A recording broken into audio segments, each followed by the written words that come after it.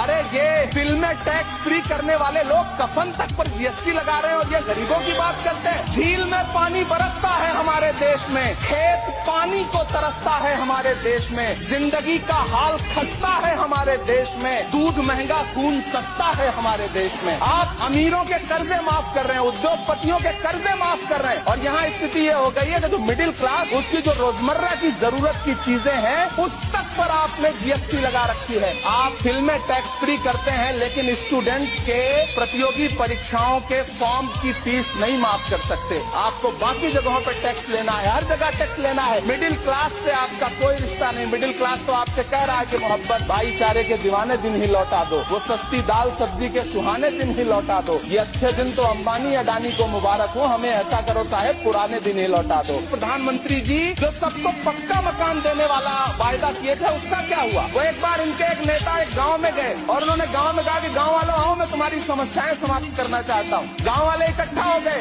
नेताजी ने गांव वालों से कहा बताओ तुम्हारी दो समस्याएं बताओ, मैं दोनों समस्याओं का यहीं पे समाधान करूंगा। तो गांव वालों ने कहा साहब हमारी पहली समस्या है कि हमारे यहाँ कोई हॉस्पिटल नहीं है। तो नेताजी ने मोबाइल निकाला, कहीं फोन मिलाया और मिला के फोन पे पता नहीं क्या कुछ कहा कि यहाँ गाँव में हॉस्पिटल नहीं है, हॉस्पिटल तुरंत यहाँ हॉस्पिटल चाहिए। गाँव वाले खुश हो गए कि 1 मिनट में यहाँ हॉस्पिटल आ रहा है। अगली समस्या के बारे में उन्होंने नेताजी ने गांव वालों से कहा कि मैंने आपकी पहली समस्या समाप्त कर दी, दूसरी समस्या बताओ। तो गांव वालों ने कहा साहब इस गांव में कोई भी मोबाइल का नेटवर्क ही नहीं है। ये है इनके काम करने का तरीका, ये है झूठ बोलने का तरीका।